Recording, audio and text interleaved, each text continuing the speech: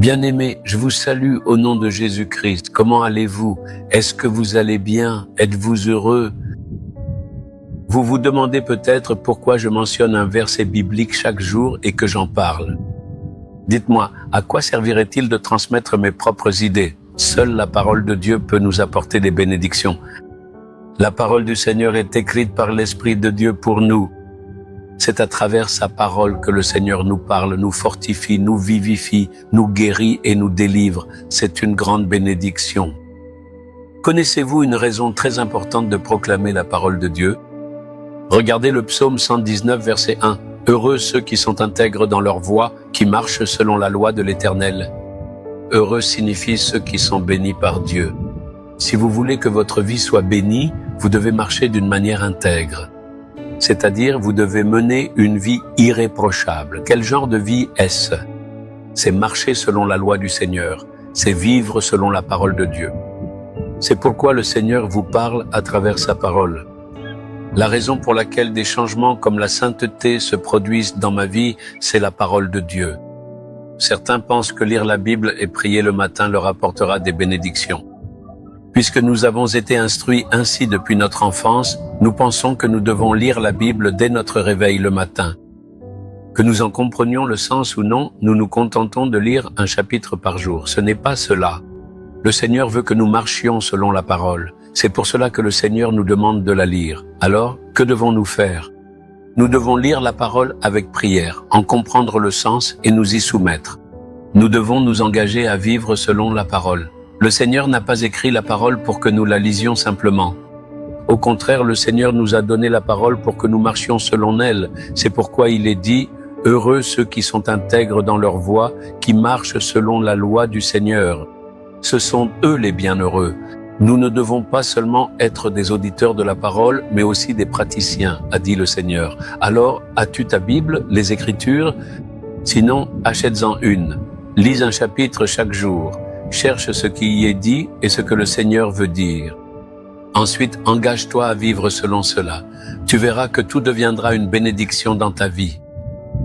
Comment faire? Je dois préparer des sermons, n'est-ce pas? Parce que je dois prêcher des sermons chaque jour. Pour cela, je dois prier et recevoir la parole de Dieu. En dehors de cela, je me réveille chaque matin et je lis la Bible pour moi-même. Pas pour prêcher, mais avec l'idée que le Seigneur doit me parler. J'ouvre la Bible, je remercie le Seigneur et je lui demande de me donner une parole pour la journée.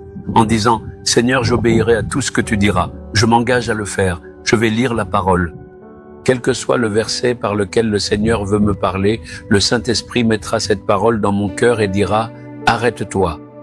Alors je relirai ce verset encore et encore. Je poserai ma main sur ce verset et je méditerai dessus. Seigneur, que veux-tu me dire à travers ce verset? Alors l'Esprit de Dieu convaincra mon cœur de ce qui doit être fait. Je m'engagerai envers la parole et je prierai. C'est la raison d'une si grande bénédiction dans ma vie. C'est aussi ce que je vous enseigne. Chaque jour, lorsque vous vous réveillez le matin, louez et remerciez Dieu pendant un moment. Ensuite, méditez sur la parole. Puis engagez-vous à vivre selon elle. Voulez-vous que je vous donne un exemple? Un matin, lorsque j'ai lu la parole, le Seigneur m'a arrêté sur le verset qui dit « Aime ton prochain comme toi-même ». Je l'ai lu encore et encore, comme toi-même. Le Seigneur m'a demandé « Es-tu aimant ?» Seigneur, j'aime tout le monde. Puisque tu m'as demandé d'aimer, j'aime tout le monde. C'est ce que j'ai dit. Aimes-tu les autres comme tu t'aimes toi-même? Il m'a poussé à y réfléchir. L'Esprit de Dieu a parlé dans mon cœur. Selon ce verset, aimes-tu les autres comme tu t'aimes toi-même? Il est vrai que tu aimes les autres, mais les aimes-tu comme tu t'aimes toi-même? Quand le Seigneur m'a posé cette question, j'ai été brisé et j'ai pleuré. Je n'ai pas un tel amour. Je n'aime pas les autres autant que je m'aime moi-même. Donc, il me manque de l'amour. Seigneur, pardonne-moi et donne-moi cet amour. J'ai prié ainsi. Puis-je te donner un autre exemple? Le ministère Jésus Rédempteur est celui que le Seigneur a confié entre mes mains. J'avais l'habitude de prier pour cela, demandant au Seigneur de bénir et de diriger le ministère. Je prie pour tous les serviteurs de Dieu comme les pasteurs, les missionnaires et les responsables. Mais le Seigneur m'a demandé, pries-tu pour leur ministère comme tu pries pour le ministère Jésus Rédempteur?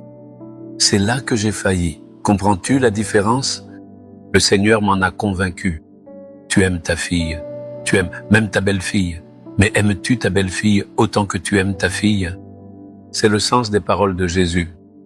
Tu aimes ta mère, tu appelles aussi ta belle-mère maman, mais aimes-tu ta belle-mère autant que tu aimes ta propre mère? Le Seigneur m'en a parlé.